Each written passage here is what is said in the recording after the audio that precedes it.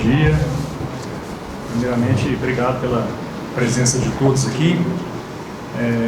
Eu acho que antes da gente começar efetivamente a falar do trabalho que está sendo desenvolvido nessa data, eu acho importante estabelecermos alguns procedimentos aqui, até para facilitar a coletiva e fluir com mais facilidade. Primeiramente, eu vou fazer a apresentação dos nós daqui, todos da mesa, começando aqui pela minha direita, doutor Tiago, procurador da República em Patos, doutor André Beltrão, delegado-chefe da Delegacia da Polícia Federal de Patos, responsável pelo inquérito. Doutor Gabriel é o superintendente da CGU, da Controladoria Geral da União, aqui na Paraíba. E eu sou o André Viana, delegado de Polícia Federal, superintendente da Polícia Federal aqui na Paraíba. A gente vai começar dando um panorama geral do trabalho e descendo a especificidade ao tempo em que cada um for falando. E aí a gente organiza para que as perguntas fiquem ao final. E aí, depois, se alguém desejar uma entrevista individualizada, separada ou em pé com algum de nós, a gente combina aqui no final da coletiva.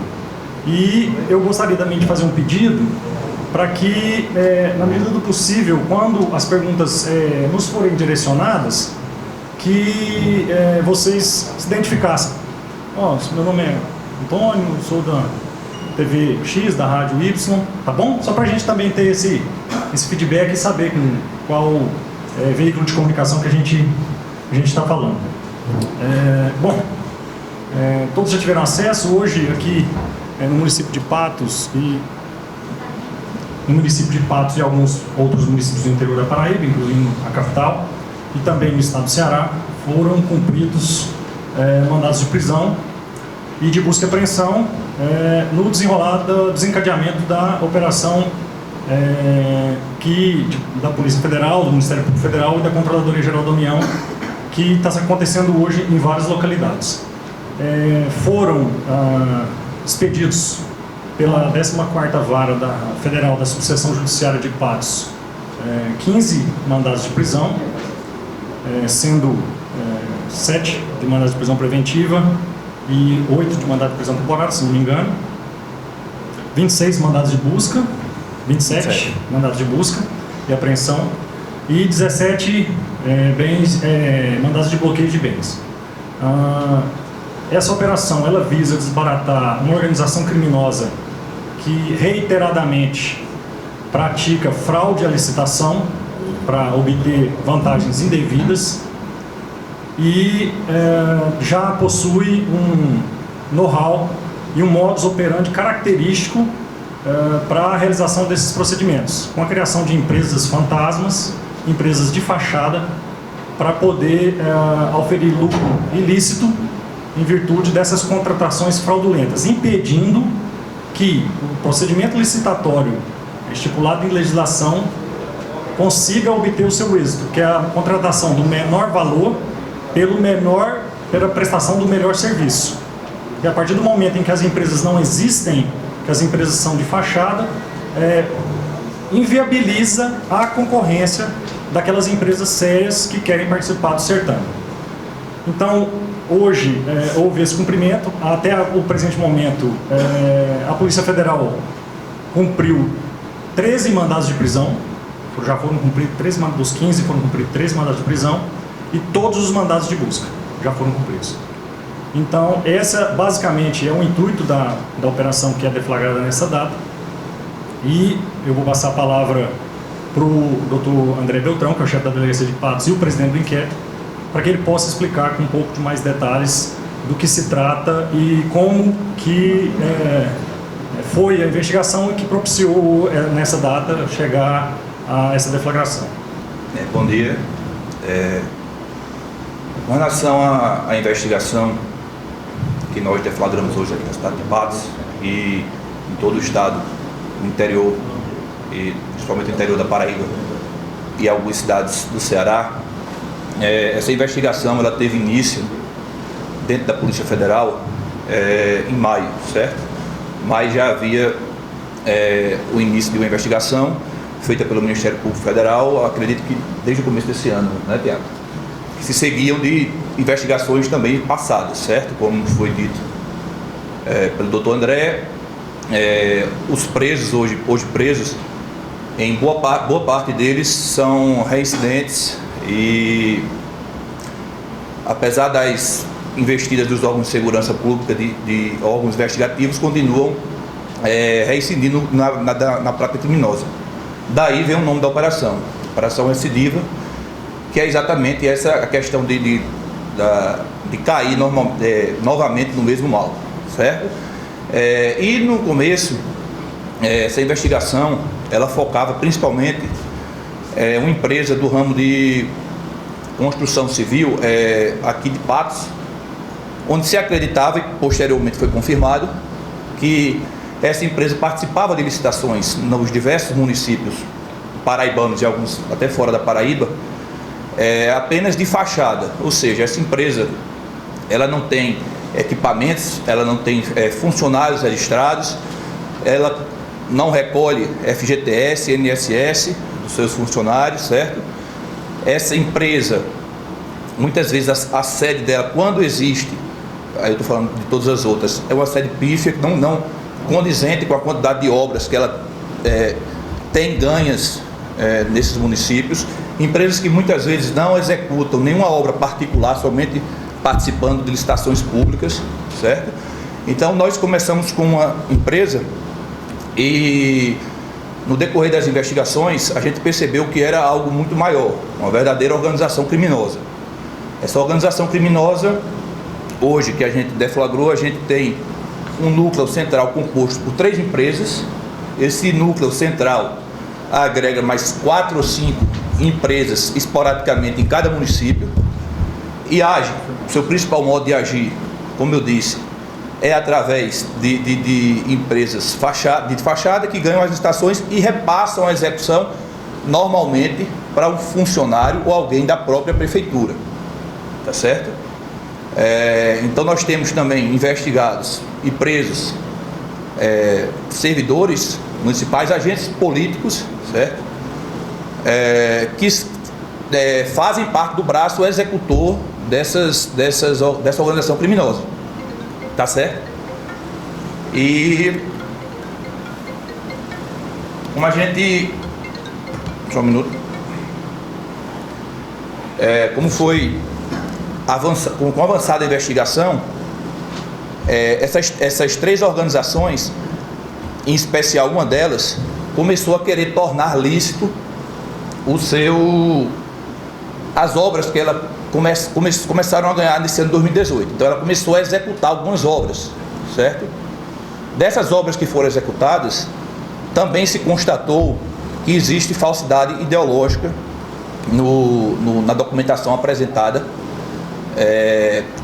junto a essas licitações, comprovação de acervo técnico que não existe, falso, certo? Temos também a execução de obras com pagamento de propinas. Então essas empresas passaram realmente a construir obras, mas com pagamento de propinas, certo? E culminando aí também em obras onde eram divididas com a empresa licitante vencedora e a empresa que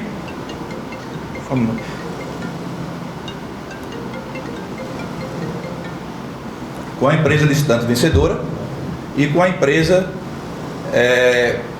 que executava, que no caso seria essas outras empresas que passaram a executar, passaram a tornar lícito a sua atividade, tá certo?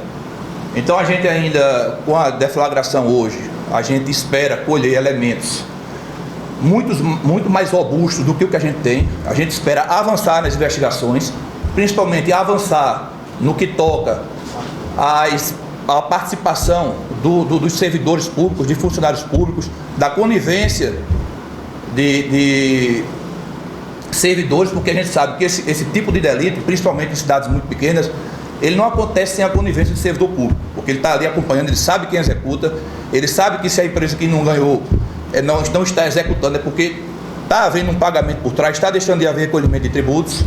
Então a gente pretende, como o doutor André disse também, avançar por esse ponto para tentar solucionar de uma vez por todas essa situação. Bom dia a todos. Muito já foi falado aqui sobre a operação que infelizmente, mais uma vez, a gente está debruçado sobre fraude licitatória, uma prática infelizmente já verificada em outras operações, inclusive conforme já mencionado pelo Dr. André Beltrão, com envolvidos que estão nessa investigação, inclusive, por isso o nome da operação. Uma fraude licitatória que não apenas direciona ao ganhador o objeto da obra, mas fragiliza sua execução. Em auditorias foram verificadas justamente a má execução quando se tentou executar, a possibilidade muito provável de que várias obras não sejam terminadas por impossibilidade técnica, o desvio de recursos públicos na execução dessas obras, que vem desde o começo, desde a origem, desde a fraude licitatória. Então, é uma atuação que, mais uma vez, a gente se depara de um conluio onde pessoas apresentam empresas, ganham, forjam processos para que possam depois obter vantagens, e acabar desviando recursos públicos. Essa é uma situação que obviamente está sob investigação. Conforme mencionado, a gente espera avançar com o que for colhido de provas, e a CGU, com a expertise de auditoria, se junta a esse grupo para tentar auxiliar justamente na análise dessas provas. Então, basicamente, é o que a gente tem. Acho que já foi bastante falado aqui, e a gente depois está à disposição para qualquer questionamento. Bom dia a todos. Eu me chamo Thiago Misael, sou procurador da República aqui na Procuradoria da República em Patos, e gostaria de começar minha fala resgatando uma expressão do meu colega da CGU, né? Infelizmente, mais uma vez, nós estamos aqui para tratar de um mesmo esquema, um esquema que se aperfeiçoa nos seus detalhes, mas que permanece sendo essencialmente o mesmo: fraude licitatória, desvio de recursos, lavagem de dinheiro. Sempre foi assim. A gente vai falar a respeito das operações anteriores que ocorreram aqui com essas mesmas pessoas, e mostrar como nada disso mudou de fato, nada disso realmente mudou de fato. Todos vocês tiveram conhecimento dos dados. Essa investigação ela começou no Ministério Público e logo depois foi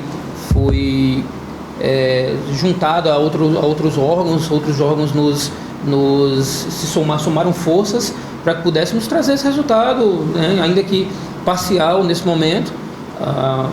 As investigações são bastante avançadas, os pedidos de prisão foram bastante robustos, tanto que foram deferidos, as buscas também. Então é uma investigação que caminha, sabe? Embora ela só tenha se tornado pública agora, mas ela caminha para ações penais já em um momento muito próximo. Todos vocês souberam das buscas, mas vou falar quem foram as pessoas que foram presas hoje. Primeiro foram presos em prisão preventiva Madson Fernandes Lustosa, pai dele, Marconde Edson Lustosa Félix, vulgo Duda, o advogado Charles Williams Marques de Moraes, Bineudes Posidônio de Melo, Francisco de Assis Ferreira Tavares, vereador Teixeira, conhecido como Assis Catanduba, Diângela Oliveira Nóbrega, assessora de projetos.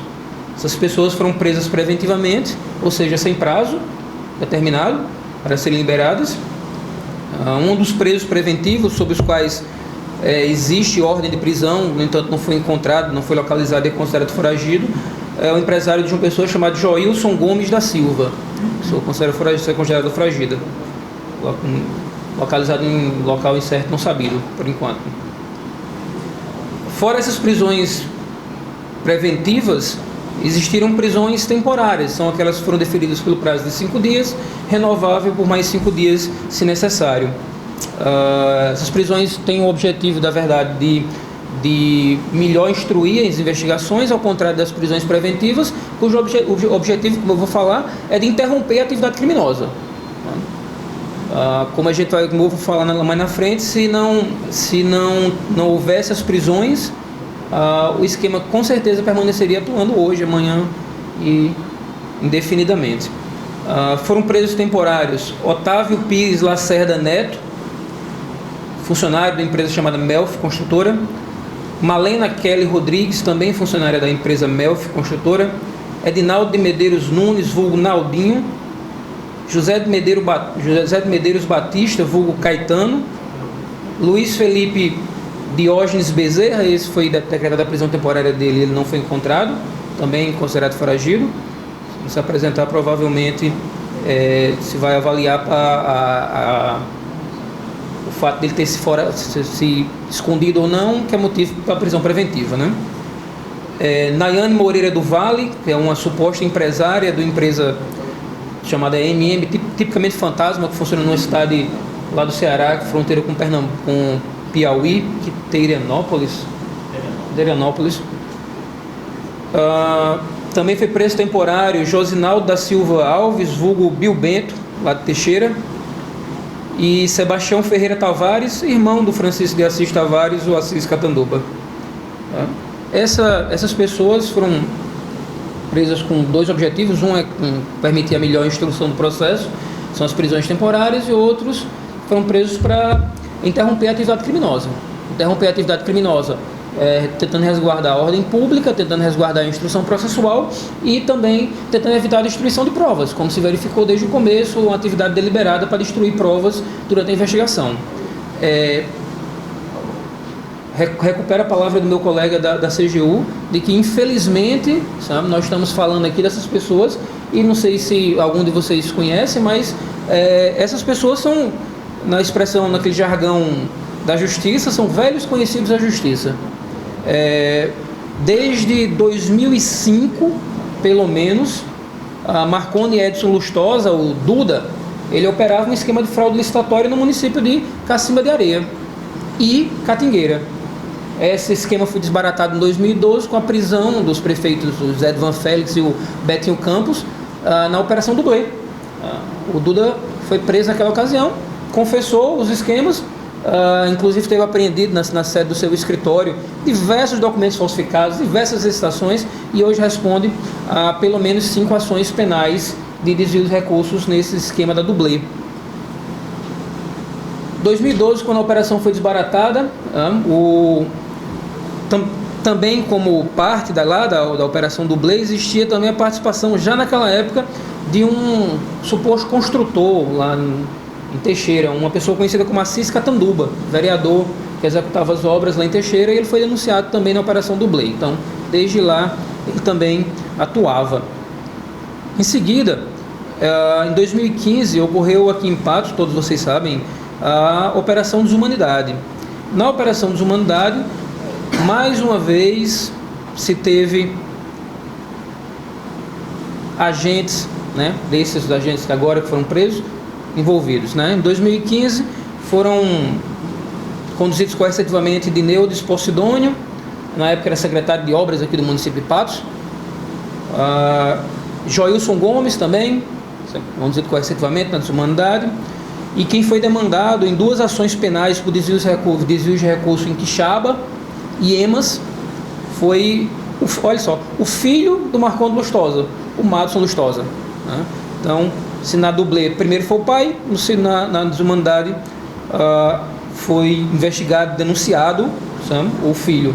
Esses fatos são todos públicos, sabe? As ações penais são públicas, então não tem nenhuma novidade disso. Acontece que quando essa investigação começou, essa operação de hoje, a investigação começou sobre obras de uma empresa chamada Millennium Construtora. É aqui, ó. Uma empresa chamada Millennium Construtora, que era registrada em nome de um estudante de medicina chamada Divani Hanna e de um empregado do Dineudes. A Divani Hanna é filha do Dineudes, né? Registrado em nome da filha do Dineudes, e do empregado do Dineudes, uma pessoa chamada João Vidal. Essa empresa vencia licitações e, pelas informações que nós tínhamos, ela também não existia. Era a empresa que vencia as licitações e só prestava a fachada dela para que outras pessoas executassem as obras públicas. Quando a gente começou a investigar a empresa, a Millennium, apareceram os outros agentes, as pessoas que também trabalhavam com a Millennium, que eram, olha só, Madison Lustosa, né, e o advogado Charles Williams, que embora seja advogado, trabalhava na condução empresarial da empresa, não tinha nenhum serviço jurídico, ele trabalhava na empresa, né? E aí formou-se o núcleo em cima desses três agentes, né? Dineudes, Madison e Charles, e a investigação foi se expandindo. Olha só, quando nós descobrimos que em 2017 Madison e o pai, Duda, Marconde e Edson Lustrosa, constituíram uma nova empresa chamada Melf Construtora. Melf Marconde e Edson Lustrosa Félix, né, as siglas, né? E essa empresa era uma forma de eles agora se assenhorarem de uma nova estrutura empresarial para também participarem de licitações e operacionalizarem seu novo esquema. Esse novo esquema, como o Dr. Beltrão já disse, era um novo esquema bem mais sofisticado. Bem mais sofisticado. No começo eles nem executavam as obras, agora algumas obras eles executavam e destinavam parte dos recursos para agentes públicos. Então você vê o requinte da organização, o requinte da atividade criminosa, né? Primeiro você tem aquela fraude licitatória boba de falsificar papel, né, na dublê, aí vem para não execução das obras, com empréstimo na empresa, da fachada da empresa, e agora você tem empresa que às vezes até executa, pagando propina, enfim, sabe? E aí, nesse curso da atividade, a gente começou a identificar as obras, os municípios onde essas obras estavam sediadas, né? E, na verdade, quem executava, né, em cada um desses municípios essas obras. A gente denominou primeiro um esquema Millennium, que é um esquema com a empresa Millennium, e esse esquema Millennium existia nos municípios de Teixeira, Imaculada, São José do Bonfim, Emas e São Sebastião do Lagoa de Roça. Depois, quando se identificou a empresa Melf, se identificou as obras onde essa empresa, né, atuava, né, que eram em Teixeira, Barra de Santa Rosa e Emas. E depois se identificou uma terceira empresa, que essa é completamente fantasma, uma empresa chamada MM Construções, lá de Quiteiranópolis, lá na Paraíba, lá no Ceará, que funcionava aqui como uma procuração. A empresa toda era uma procuração que era dada a Charles Williams, Dineudes Postônio e Madison Lustosa. Então essa empresa, a MM, acreditem ou não, ela recebeu 3 milhões de reais aqui na Paraíba, muitos dos quais só lá do município de Teixeira, certo?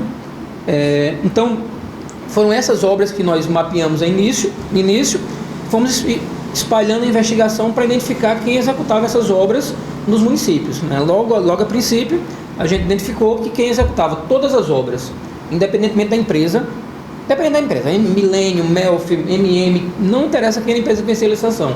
Quem executava todas as obras em Teixeira era o vereador Assis Catanduba. Todas as obras. Depois, a investigação foi acelerada pela necessidade de se resguardar a instrução processual, porque a destruição de provas se tornou muito clara à medida que a gente estava interceptando as ligações, as comunicações telemáticas. A gente viu uma manifestação dos réus de destruírem elementos de prova. Então a operação foi precipitada, né, foi adiantada para que a gente interrompesse essa atividade. Então, acho que era isso. Provavelmente os pedidos de prisão vão ser liberados, né, para consulta da imprensa. Posso estar esquecendo alguma coisa. O pedido de prisão tem 400 páginas. Sei, talvez que possa estar esquecendo alguma coisa, certo? Então, nesse caso, os pedidos de prisão preventiva tiveram com o objetivo de interromper a atividade criminosa. Ora, se essas pessoas já foram flagradas em uma operação, a Dublê, em 2012, já foram flagradas em 2015, ou o Estado interrompia a atividade criminosa mandando-os para a prisão, ou então eles refinariam o seu esquema até não serem mais capazes de serem presos, serem identificados. Então a atividade criminosa precisava ser interrompida. Não foi, né? Então esse é o objetivo das prisões preventivas. Então acho que é assim, está aberto a perguntas. Bom, só para a gente, que eu já sei que vem essa pergunta normalmente, né, nas coletivas, para a gente fazer o fechamento aqui, a gente passar o balanço geral que foi apurado até agora, muito bem explicitado pelo Dr. Tiago, que foram o cumprimento dos 3 mandados de prisão, sendo dos 13 cumpridos, os 27 mandados de busca e apreensão cumpridos. Nesses mandados, a gente logrou êxito em apreender 10 veículos, foram apreendidos 10 veículos, foram apreendidos 2 computadores e também 10 telefones também foram apreendidos. Esse material será periciado, será feito uma análise posterior, sempre no intuito de corroborar e de fortalecer tanto o inquérito policial como a instrução probatória nas denúncias e nos pedidos do Ministério Público Federal, para que possamos ter um processo robusto, cheio de prova, e como já reforçou tanto o Dr. Tiago como o Dr. Gabriel, que a gente consiga efetivamente interromper a criminalidade e que a gente consiga efetivamente condenar essas pessoas e tirá-las de vez desse ciclo que parece interminável de operações e mais operações e mais trabalhos visando interromper essas fraudes às licitações. E quem acaba sofrendo com tudo isso é a nossa população. Então a ideia é essa, o trabalho é esse, importantíssimo a parceria, o trabalho em conjunto, e assim foi feito em mais essa operação deflagrada nessa data.